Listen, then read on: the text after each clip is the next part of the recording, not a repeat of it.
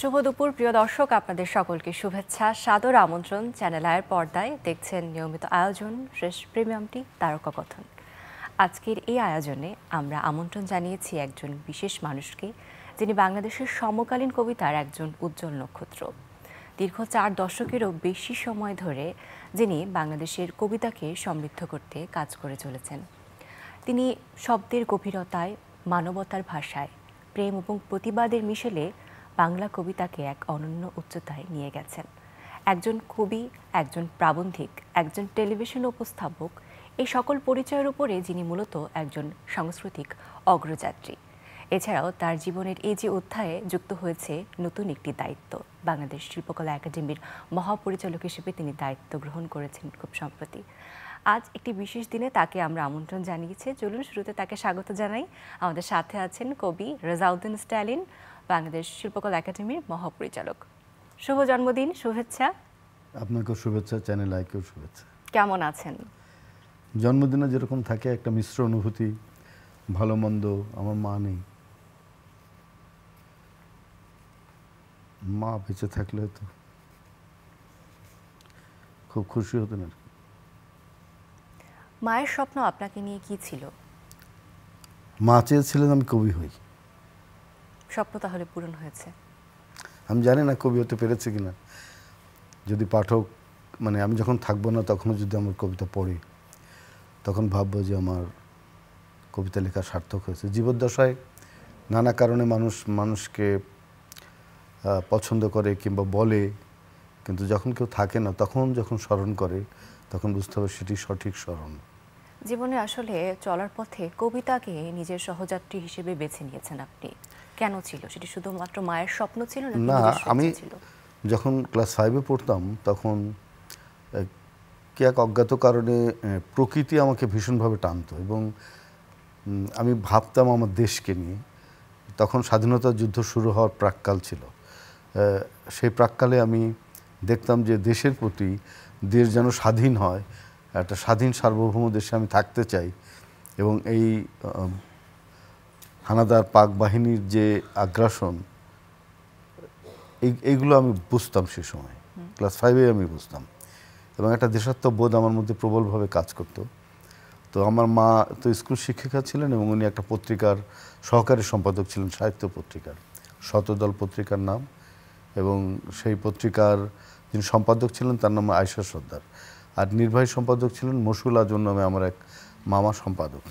সেই সময় আমার আম্মা একটা পত্রিকায় কাজ করতেন, চাকরি করতেন, স্কুল টিচার ছিলেন। তো মা বললেন, তুমি তো খুব দুরন্ত, ঘুরে বেড়াও সারাদিন, তুমি একটা ছড়া লেখো আমার পত্রিকায়। তখন আমি একটা ছড়া কবিতা অনেক দিন চেষ্টা করে, প্রায় 10-12 দিন চেষ্টা করে আমি একটা ছড়া লিখে ফেললাম। তো ছড়াটার ছাপা হলো, সেটার নাম ছিল শপথ। 4টে লাইন আমার এখনো মনে আছে। আপনি কি 4টা লাইন আমাদের উদ্দেশ্যে বলতে পারেন আজ? পুষ্প যেমন মানব সেবায় জীবন করে দান, আমরা তেমনি দেশের সেবায় বিলিয়ে দেব প্রাণ। তো এটা ছাপা হওয়ার পরে আমি ওই পত্রিকাটা আমার হাতে নিতাম আর আমার বন্ধুদেরকে দেখাতাম। ছোট ছোট সব বন্ধু, আমরা বিহারিরা ছিল তখন, আমাদের বাড়ির পাশে বিহারিরা থাকতো। সেলিম নামে আমার একটা খুব অনুগত বন্ধু ছিল, ও বলতো, রেজা তুমি তো শায়রি বান গায়া। আর অন্য বন্ধুরা যারা খেলতো তারা অত পাত্তা টাত্তা দিত না। কেউ কেউ খুব আবার বলতো, আকবর মে সব দিয়া, এইসব বলতো আর কি। যাই হোক, এটা খুব আনন্দের ছিল সেই সময়টা। পরে তো স্বাধীনতা সংগ্রাম শুরু হলো। তারপরে আবার যখন আমি উপরের স্কুলে ভর্তি হলাম, হাই স্কুলে, তখন আবার ধীরে ধীরে লেখা শুরু করলাম। আমি থেমে থাকিনি, লেখাটা শুরু হয়েছিল এবং প্রকৃত ভালো কবিতা লেখাটা আমার 80-র দশক থেকে শুরু। আচ্ছা, এই যে কবিতা লেখার জার্নিতে আপনি অনেক প্রতিবাদের ভাষাও লিখেছেন, শব্দের গভীরতায় যে প্রতিবাদ ছিল। এই যে লেখার জার্নিতে আপনার কি জীবনে প্রিয় মানুষের সংখ্যা যোগ হয়েছে বেশি নাকি বিয়োগ হয়েছে? বেড়েছে, বিয়োগ হয়তো কম। আপনি যদি মানুষের উপকার সাধন করতে চান, মানুষের কল্যাণ চান, দেশের কল্যাণ চান, তাহলে প্রিয় মানুষের সংখ্যা বাড়ে। প্রিয় বলতে কি আপনি নারী বোঝাচ্ছেন না পুরুষ বোঝাচ্ছেন? যদি নারী বোঝায় সেক্ষেত্রে কি উত্তর? নারীরাও বেড়েছে, নারী ভক্তের সংখ্যা বেড়েছে। তাহলে তো এবছরটা আরো একটু স্পেশাল, কারণ এই বছর আসলে আপনি অনেক মানুষের হৃদয়ের কাছাকাছি পৌঁছে গেছেন এমন একটি দায়িত্বের মধ্য দিয়ে, এবং আপনার কাছ থেকে একটি দেশের প্রত্যাশা অনেকখানি বেড়ে গেছে। সেই জায়গা থেকে এবার শুভেচ্ছা বিনিময়টা কেমন হচ্ছে মানুষের সাথে একটু জানতে না, অনেকে আসে নিশ্চয়ই, যারা আমাকে চেনে, আমার লেখা পড়েছে, টেলিভিশনে প্রোগ্রাম দেখেছে, ওরা মনে করে যে আমাদের খুব কাছের লোক। তারা আসে তাদের বিভিন্ন সমস্যা নিয়ে, কাজ নিয়ে। তা আমি তাদের সঙ্গে খুব বিনম্র ব্যবহারের চেষ্টা করি। আমি দিতে না পারলেও আমি বুঝিয়ে দিই যে এটা বিধির মধ্যে নাই, তারপরে অন্য কোনো ভালো কিছু থাকলে আনেন।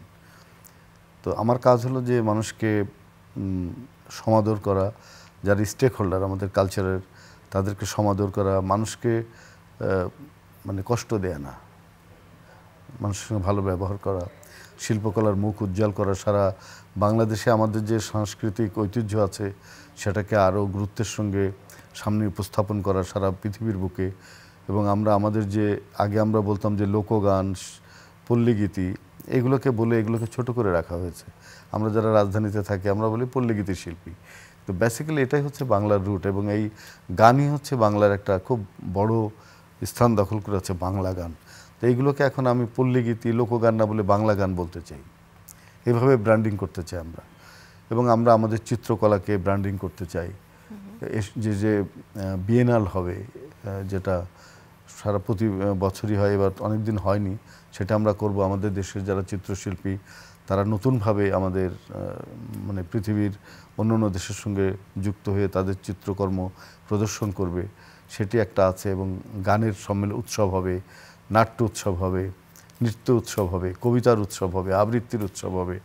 আমরা সারা বাংলাদেশে আমাদের সংস্কৃতির যে মূল স্রোত সেটাকে আমরা নিয়ে যাব। এবং আমাদের মন্ত্রণালয় থেকে আমাদের মাননীয় উপদেষ্টা মোস্তফা সরোয়ার ফারুকী, তিনিও কিন্তু আমাদের সংস্কৃতির প্যারাডাইমটা শিফট করতে চান এবং আমাদের নতুন ন্যারেটিভ তৈরি করতে চান। আমরা তার সঙ্গে কাজ করছি এবং আমরা খুব আনন্দিত যে আমরা নতুন নতুন কিছু জায়গায় কাজ করব। যেরকম নদীপথে সুর ভ্রমণ একটা আমরা কাজ হাতে নেব, সেটা হচ্ছে সারা বাংলাদেশের যেখানে যেখানে আমাদের গান আছে, হারিয়ে যাওয়া গান, যেসব গানগুলো মানুষের হৃদয়ের গান, সেগুলো ওই নদীপথেই সেসব শিল্পীদের ডেকে এনে তাদের গান শোনা হবে। তাদের গান আমাদের এই প্রজন্মের শিল্পীরা করবে এবং সেটা রেকর্ডিং হবে এবং সেটাকে আমরা প্রচার করব। এইভাবে গানের ক্ষেত্রে, নাটকের ক্ষেত্রে সব জায়গায় কিন্তু নতুন নতুনভাবে একটা পরিকল্পনা করছি, যেগুলো আমাদের দেশের মানুষ বুঝুক যে আমাদের সংস্কৃতি কতটা সমৃদ্ধ। একেবারেই তাই। নতুন দায়িত্বর সাথে তো আসলে অনেক চাপ রয়েছে বলতেই হয়, কিন্তু এই দায়িত্ব গ্রহণের পরে সবথেকে বেশি চ্যালেঞ্জিং আপনার কাছে কোনটি মনে হয়েছে? চ্যালেঞ্জিং মনে হচ্ছে শিল্পকলাকে ঢেলে সাজানো। গত 17 বছর শিল্পকলা একাডেমিতে একটা নৈরাজ্যের মতো ছিল, মানে বিধির বাইরে অনেক কিছু হয়েছে। আমি সেই জায়গাটাকে আবার সঠিক পথে নিয়ে আসতে চাই, এনে আমাদের নতুন যে পরিকল্পনা সেটাকে জনগণের সামনে আনা, নতুন কিছু করা। এই যে বাংলাদেশের অসংখ্য মানুষের স্বপ্ন, অনেক প্রাণের বিনিময়ে পাওয়া এই বাংলাদেশ, এই মাতৃভাষা, এই মাতৃভূমি, এর সম্মান রক্ষা করা একটা বড় চ্যালেঞ্জ। এর সাংস্কৃতিক ঐতিহ্যকে সামনে নিয়ে যাওয়া একটা বড় চ্যালেঞ্জ এবং বিশ্বের বুকে এটাকে প্রতিষ্ঠা দেওয়া একটা বড় চ্যালেঞ্জ। আসলে শিল্পকলা তো আসলে একটা রাজধানী কেন্দ্রিক কোনো সংগঠন বা প্রতিষ্ঠান আসলে নয়। বাংলাদেশের সবকটি জেলায় এটি শাখা রয়েছে। সবগুলো শাখাকে সমন্বয় করে একটি দারুণ কোনো উদ্যোগ কি আপনারা নেওয়ার কথা ভাবছেন? হ্যাঁ, আমরা তো সব জেলায় জেলায় তো কাজ করছি। আমাদের যখন জাতীয় কোনো উৎসব হয় সব জেলাতে একসাথে হবে। যেরকম আমরা লালন উৎসব করেছি, সারা বাংলাদেশে হয়েছে। আমরা আবরার ফাহাদকে স্মরণ করেছি, সারা বাংলাদেশে হয়েছে। এবং আমরা চিন্তা করছি যে হুমায়ুন আহমেদের উপর আমরা যদি কোনো অনুষ্ঠান করতে পারি, তিনি আমাদের লিজেন্ড। ইতিমধ্যেই আমরা পরিকল্পনা করছি কোনো এক সময় নিশ্চয়ই আমরা তার উপরে কাজ করব। আমরা আমাদের দেশের যারা লিজেন্ড পার্সোনালিটি তাদেরকে নিয়ে আমরা কাজ করব এবং সেগুলো সারা দেশে হবে। এবং আমি একটা জিনিস চিন্তা করেছি যে আমাদের প্রত্যেকটা শিল্পকলা একাডেমিতে একটা বুক সেলস সেন্টার থাকবে, সেখানে আমাদের কফি শপ থাকবে, সেখানে প্রতি সপ্তাহে একটা করে সিনেমা দেখানোর আমরা ব্যবস্থা করব এবং সেখানে শিল্পী, লেখক, কবিরা এসে সেখানে তাদের আড্ডা দেবে, একটা ক্রিয়েটিভ আড্ডা দিবে। তো আবার শিল্পকলা একাডেমিকে জাগরিত করে তোলা। ওই বছরে একবার অনুষ্ঠান হবে, চুপ করে বসে থাকবো সেরকম না। তাহলে আমরা ভাবতেই পারি যে যে দায়িত্ব আপনি নিয়েছেন, এভাবে যদি কর্মপরিকল্পনা করতে থাকেন আমরা আসলে ভালো কিছু পাবো।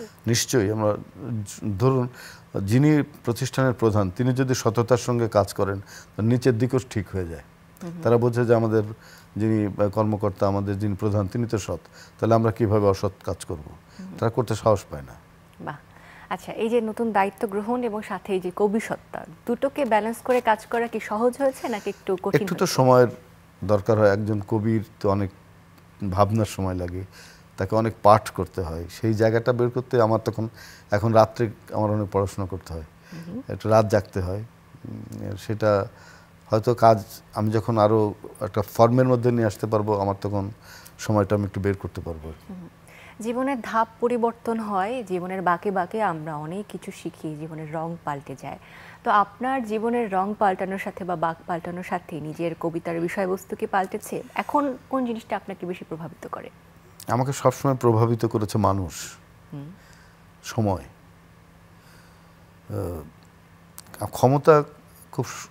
এটা খুব একটা আপেক্ষিক ব্যাপার এবং সামান্য সময়ের জন্য মানুষ ক্ষমতায় থাকে। আমি শিল্পকলা একাডেমির ডিজি, আজকে আছি কালকে নাও থাকতে পারি, এইটা কোনো প্রধান বিষয় না। তবে আমি যে কাজটা করি সেই কাজটা গুরুত্বের সঙ্গে করা, সেটা হলো আমার প্রধান কাজ। মানে লিও তলস্তয়ের সেই মানে একটা গল্প আছে যে মানুষের কোন সময়টা সবচেয়ে গুরুত্বপূর্ণ সেটা বিবেচনা কোন সময়। আমি মনে করি মানুষের সেই সময়টা প্রত্যেকটা সময় গুরুত্বপূর্ণ এবং যদি সে তার কাজটাকে সঠিকভাবে ওই সময় করে, তো আমি সেই কাজটা সেই সময় করতে চাই, সঠিক সময়ে কাজটা করতে চাই। এবং যে ভালো কাজ করে তার ক্ষমতা সবসময় থাকে, সত্যি সত্যি এটা আমি বিলিভ করি। এবং আমার কবিতা, আমি প্রতিদিনই নতুন কবিতা, যে কবিতায় আমি লিখি নতুন কবিতা, আমার একটা কবিতার সঙ্গে আর একটা কবিতার ওইরকম মিল নেই, প্রত্যেকটার ক্যারেক্টার আলাদা। যেরকম একজন মানুষের চেহারার সঙ্গে আর একটা মানুষের মিল নেই, প্রত্যেকটা মানুষ তার নিজস্ব সক্রিয়ভাবে স্বাধীন। আমার প্রতিটা কবিতা স্বাধীন এবং তার প্রত্যেকটা ক্যারেক্টার আলাদা। আপনি শেষ কবে কবিতা লিখেছেন? গত পরশু। কি নিয়ে লিখেছেন আমাদের বলতে পারেন? সেইটা ছিল দিন নিয়ে, এই সময়কে নিয়ে, যদিও এখন এই সময় মুখস্থ নেই। তবে অন্য কবিতা যদি বলেন তাহলে পড়তে পারবো যদি আপনি চান। অবশ্যই, সেটা আমরা আজকের আয়োজনের শেষে অবশ্যই শুনবো। আচ্ছা, কবিতা লিখতে গেলে প্রেমের সংমিশ্রণ অনেক থাকে। একজন কবি মানুষের সাথে প্রেমকে জড়ান, প্রকৃতির সাথে প্রেমকে জড়ান। সেক্ষেত্রে একজন কবি রেজাউদ্দিন স্ট্যালিনের জীবনে প্রেম কতবার এসেছে? প্রেম তো কবির জীবনে আসবেই। আমার যারা অগ্রজ কবি সারা বিশ্বের, পাবলো নেরুদা বলেন, রবীন্দ্রনাথ ঠাকুর বলেন, নজরুল বলেন, এদের জীবনের ইতিহাস দেখেন, সেখানে প্রেম থাকে। প্রেম হচ্ছে শুধু যে নারীর প্রতি প্রেম তা না, দেশপ্রেম, মানব প্রেম, সংসারের প্রতি প্রেম, মায়া যাকে বলি আমরা, সেটা মায়ের সঙ্গে প্রেমের একটা গভীর সম্পর্ক আছে। একজন মানুষ একজন বন্ধুর প্রতি তার যে মায়া, তার প্রেমিকার জন্য মায়া, তার স্ত্রীর জন্য এরকম থাকে। মায়ের সঙ্গে একটা প্রেমের গভীর সম্পর্ক আছে। প্রেম আসে নতুনভাবে। প্রেম হলো প্রয়োজনের তাগিদে অনুভূতি। যদি প্রয়োজন হয় তাহলে প্রেমটা দীর্ঘস্থায়ী হয়। অপ্রয়োজনে কি মানুষ প্রেমে পড়ে না? অপ্রয়োজনে মানুষ প্রেমে পড়লে প্রেমটা থাকে না। আচ্ছা, আবার প্রয়োজনেও যদি প্রেম এসে থাকে তাহলে সব প্রয়োজনে কি সাড়া দেওয়া হয়েছে কখনো? সব প্রয়োজনে তো সাড়া দেওয়া যায় বেছে বেছে। বাহ, আচ্ছা, জন্মদিন প্রসঙ্গে একটু ফিরি আমরা, যেহেতু আজ একটি বিশেষ দিন। এই দিনটাকে বিভিন্ন মানুষ বিভিন্নভাবে স্মরণীয় করে রাখতে চায়। নিজের থেকে বেশি প্রচেষ্টাটা থাকে আসলে আশেপাশের মানুষের। এখন পর্যন্ত সব থেকে সেরা জন্মদিন কোনটি ছিল মনে আছে? 50তম জন্মদিন যেটা ছিল। কি হয়েছিল সেখানে? সারা বাংলাদেশে কেমন যেন একটা উৎসব ভাব। সারা পৃথিবীর কবিরা, প্রত্যেকটা দেশের কবিরা যারা আমার কবিতার সঙ্গে যুক্ত পড়ে, তারা সব ভিডিও ক্লিপিংস পাঠাচ্ছিল। আচ্ছা, এবং তারা পোস্ট দিচ্ছিল। সেটা খুব ডেঞ্জারাস। তাহলে এবারের জন্মদিনটা আমি আসলে একটু আমার নিজের থেকেই আমি এত ব্যস্ত যে তারপরেও আমার জাতীয় কবিতা পরিষদের আমি সাধারণ সম্পাদক। তো জাতীয় কবিতা পরিষদ এবার আয়োজন করছে, আজকেই অনুষ্ঠান হবে বিকাল 4টায় সংস্কৃতি বিকাশ কেন্দ্রে। তো সেটা বেশ ভালো একটা পরিচ্ছন্ন অনুষ্ঠান। সেখানে দেশের সব মানে প্রথিত যত বুদ্ধিজীবীরা থাকবেন। কবি মোহন রান এটা সভাপতি, তিনি থাকবেন। মতিন বৈরাগী থাকবেন। তারপরে আমাদের নাসির আলী মামুন থাকবেন, এরকম তারপরে এরকম অনেকেই থাকবেন আর কি, গণ্যমান্য ব্যক্তিরা সব থাকবেন। আজকের আয়োজনটি হবে। আচ্ছা, বয়সের সাথে সাথে সলিমুল্লাহ খান থাকবেন। আচ্ছা, বয়সের সাথে সাথে আসলে অনেকে বলেন যে জন্মদিনের উদযাপনগুলো অনেকটা ম্লান হয়ে যায়। আপনার ক্ষেত্রে কি সেটি হয়েছে? আর উজ্জ্বল হচ্ছে। উজ্জ্বল হচ্ছে? আচ্ছা, মানে এই উজ্জ্বলতার কারণটা আপনার কি মনে হয়? এই স্পিরিটটা কোত্থেকে আসে? সেটা ভালোবাসা। মানুষ যদি বোঝে যে সে আমাকে ভালোবাসে, মানে কৃত্রিমতা নেই, তাহলে মানুষ আপনাকে ভালোবাসবে এবং আপনার মানে দিনে দিনে উজ্জ্বলতা বাড়বে। আপনি যদি দেখেন, অনেক নায়করা আসে হারিয়ে যায়, কিন্তু অমিতাভ বচ্চন কিন্তু এখনো উজ্জ্বল হয়ে আছে। সে যেটাই করে, যখন স্ক্রিনে আসে স্ক্রিনটা অনেক উজ্জ্বল হয়। তো এর প্রধান কারণ হলো সে তার কাজটা সঠিকভাবে করে, নিজেকে প্রতিনিয়ত সে নির্মাণ করে এবং সে আত্মসমালোচনা করে এবং তাকে এগিয়ে যাওয়ার পথকে সে মানে যে বন্ধুর পথ সেটাকে সে পরিষ্কার করার চেষ্টা করে এবং তার সঙ্গে সে মানুষকে যুক্ত করে।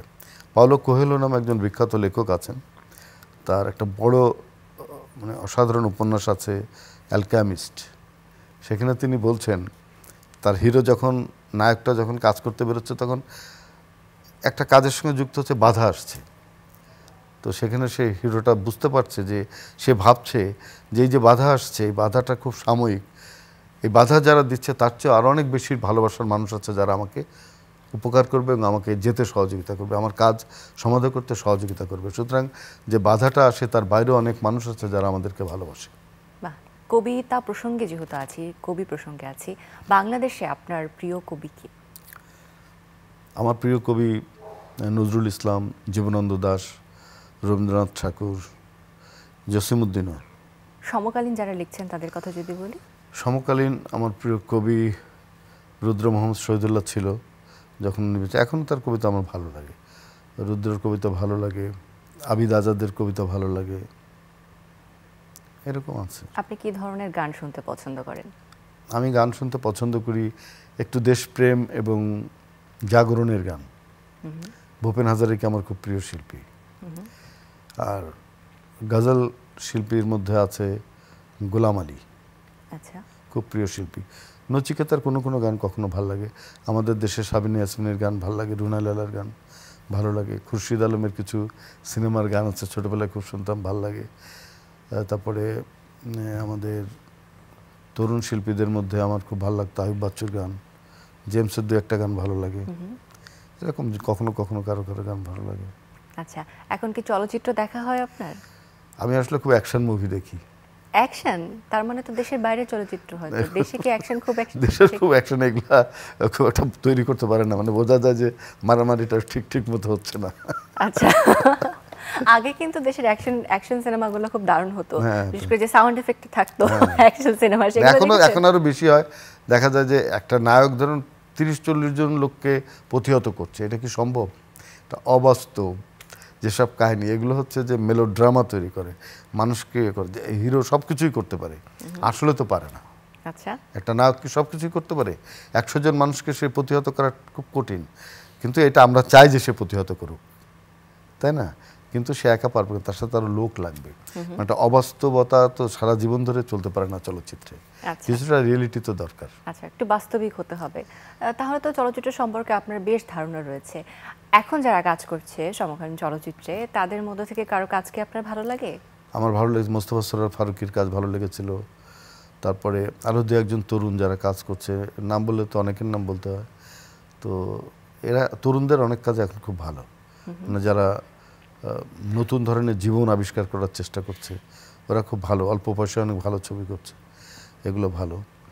আর যারা ফোক গান করে কিংবা একটু মরমী গান গায়, প্রতীক নবীর গান আমার খুব ভালো লাগে। ওর গান ওই যে আমার একটা নদী ছিল জানলো না তাকে, ওটা গানটা আমার খুব পছন্দ।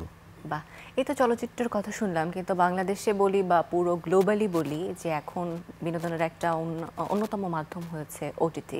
বাংলাদেশের ক্ষেত্রে পিছিয়ে নেই। ওটিটি প্ল্যাটফর্মে ওয়েব সিরিজগুলো বা ওয়েব ফিল্মগুলো কি দেখতে পারেন না, সময়ের অভাবে অনেক কিছু সময় হয় না, তবে রাতে আমি কিছু কিছু দেখার চেষ্টা করি। তবে টিকটক এগুলোকে আমরা যেভাবে দেখি, টিকটক কিন্তু একটা খুব গুরুত্বপূর্ণ মাধ্যম, এটাকে ব্যবহার করা উচিত। আপনার কি টিকটক আইডি আছে? না, আমার আইডি নেই, কিন্তু আমি দেখি। কিভাবে দেখেন? কার আইডি থেকে দেখেন? না, ওই আমার বাসায়। বাসায় কি? আমার মেয়ে তো আচ্ছা, ছিল, আমাকে দেখাতো। এখন কিছুদিন আমার মেয়ে আবার ইংল্যান্ডে চলে গেছে, দেখা হচ্ছে না, দেখি মাঝে মাঝে। তাহলে বাড়ি প্রসঙ্গে যখন চলে এলো, বাড়ির মানুষ তো আসলে অনেক কিছু করে একটা বিশেষ দিনকে আরো বেশি বিশেষ করে তুলতে, এবারে কি করেছে? না, হয়তো কিছু গিফট টিফট দিবে আর কি, ঠিকঠাক নাই আসলে। একটা কথা আছে না, ঘর কা মুরগি ডাল বরাবর। আপনিও কি তাই বিশ্বাস করেন? একজন কবিও তাই বিশ্বাস করে? খুব বিশ্বাস না, ওইরকমই হয়। নিজের কাছের লোককে মানুষ অতটা মানে সে মনে করে তো আমাদেরই। আজ ইন্টারভিউ দেখলে কিন্তু বাড়ির থেকে খুব কষ্ট পাবে। কষ্ট পাবে না, সে হয়তো আসবে জন্মদিনে, ওইটাই হয় আর কি। এমনিতে আর কোনো প্ল্যান নেই বাড়িতে? আমি সেটা জানি না, সারপ্রাইজ মেবি হইতে পারে, শার্টটার দিতে পারে আর কি। ও, উপহার পেতে কি ভালো লাগে সব থেকে বেশি? আমার উপর পেতে বলে শার্ট। শার্ট? আপনার কালেকশনে কতগুলো শার্ট আছে? অনেক অনেক। এছাড়া ব্যক্তিগত কোনো শখের জায়গা, যে কবিতা ছাড়া যে কাজটি করতে আপনি খুব পছন্দ করেন? আড্ডা দিতে পছন্দ করি। কাদের সাথে? বন্ধুদের সঙ্গে। বন্ধুর সংখ্যা কি এখন অনেক বেশি? না, আমার বন্ধু খুব নির্বাচিত, মানে কিন্তু কবি বন্ধু কম, কবিদের মধ্যে সঙ্গে বন্ধুত্ব করি না। কেন? এমনি পরিচয় আছে খুব ভালো, কিন্তু এক কবি আর এক কবি মানে এক বনে দুই ভাগ থাকে না তো। কবিতে কি ঝামেলা হয়, মতের বিরোধ হয়? তা তো হয়, সেটা হোক, কিন্তু আমাদের দেশের কবিদেরও অনেক মানে হয় কি, আপনি কবিদের সঙ্গে আড্ডা ওটা একটা সার্টেন টাইমে হয়, কিন্তু যারা কবি না সেই সব বন্ধুরা যারা আমার কলেজ থেকে আজ পর্যন্ত আমার বন্ধু হয়ে আছে, তারা কবিতা পছন্দ করে, কবিতা লেখে না, ওদের সঙ্গে আমার জমে ভালো। আচ্ছা, আপনার কবিতা দেখে সবাই তো অনেক প্রশংসা করেছে, কেউ সমালোচনা করেছে বা বলেছে ভালো লাগেনি, এমন কেউ আছে? এরকম প্রচুর লোক আছে যারা সরাসরি বলে না, ফেসবুকে লিখে দেয়। দেখেন আপনি সেগুলো, প্রতিক্রিয়া কি থাকে? কোনো প্রতিক্রিয়া নেই, ভালো লাগে না, ভালো পড়ো না। আয়োজনের একেবারে শেষ দিকে আছি আমরা। শেষ কথা জানতে চাই যে এখন যদি এই সময় এসে নিজের জীবন থেকে একটি প্রত্যাশা করতে বলা হয় বা একটি স্বপ্নের কথা বলা হয়, আপনি কি বলবেন? আমার স্বপ্ন, আমি একটি অসাধারণ কবিতা লিখতে চাই, যেটা বাংলাদেশের প্রত্যেকটা মানুষ জানবে যে এই কবিতাটা রেজাউদ্দিন স্টালিনের। বাহ, আমরা সে অসাধারণ কবিতার অপেক্ষায় থাকবো, কিন্তু ইতিমধ্যেও আপনার কাছ থেকে আমরা আরও অনেক অসাধারণ কবিতা পেয়েছি, যা অনেক দর্শকের বা যারা রয়েছেন পাঠক তাদের মন জয় করেছে। তেমন একটি কবিতা কি আপনার কাছ থেকে আজ এই মুহূর্তে শুনে আমরা আয়োজন থেকে বিদায় নিতে পারি? আমি 4-5 বছর আগে একটা কবিতা লিখেছিলাম, ওইটা পৃথিবীর প্রায় 42টা ভাষায় অনুদিত হয়েছে। কবিতাটার নাম হলো অভয়। ভেবো না প্রিয়তমা, তোমাকে কেউ আকাশ দিলে সূর্য দেব আমি, বৃষ্টি দিলে বৃক্ষ দেব হীরের চেয়ে দামি, নদী দিলে নৌকা দেব সবচেয়ে দ্রুতগামী। ভেবো না প্রিয়তমা, ঝাড়বাতিকেও জ্বালিয়ে দিলে তারার আলোয় ভরিয়ে দেব পথ, নোলক দিলে বানিয়ে দেব রংধনুর ওই নথ, কেউ যদি দেয় মল আমি দেব স্রোতের ছলাচ্ছল, সোনায় বাঁধা গ্রন্থ দিলে প্রতিশ্রুতি ঠাসা আমি দেব বর্ণমালা আমার মাতৃভাষা, কেউ যদি দেয় বিশ্বজোড়া বাড়ি আমি তো দেব মাত্র 10 হাত লজ্জা ঢাকা শাড়ি। অনেক অনেক ধন্যবাদ আজকের এই বিশেষ দিনে আমাদের সময় দেওয়ার জন্য। আপনার জন্য একটি উপহার আছে চ্যানেল আই পরিবারের পক্ষ থেকে। দেখতেই পাচ্ছি একটা কেক, জন্মদিনের চ্যানেলে। আমি খুব কৃতজ্ঞ আমার অভিভাবক তুল্য ফরিদুর রেজা সাগরের কাছে, আমার একটু ছোট কিন্তু বন্ধুর মতোই আমিরুল ইসলাম, এখানে জামাল রেজা আছে, নান্টু আছে, এরা সব আমার খুব প্রিয়, এখানে চকর মালিকা আছে, ওরা সব আমার খুব ঘনিষ্ঠ, এবং রেজানুর রহমান, সবাই আমার খুব ঘনিষ্ঠ, এবং চ্যানেলের সঙ্গে পরিবারের সঙ্গে আমার সম্পর্ক একদম ছোটোবেলা থেকে। আমার সুখে দুঃখে চ্যানেলে আমার পাশে সবসময় থাকে, সেজন্য চ্যানেলের প্রতি আমি কৃতজ্ঞতা জানাই। অনেক ধন্যবাদ আপনাকেও, আমাদের সময় দিয়েছেন আজ এত ব্যস্ততম সময়ের মধ্যে থেকে আমরা কেকটা কেটে আজকের এই আয়োজনটি সম্পন্ন করতে চাই। অনেক অনেক শুভেচ্ছা জন্মদিনে, যে প্রত্যাশা এবং প্রত্যয় নিয়ে আগামীর সময়গুলো কাটবে খুব খুব সুন্দর কাটুক। দর্শক, এই ছিল আমাদের আজকের এই বিশেষ আয়োজন, আশা করি আপনারা উপভোগ করেছেন।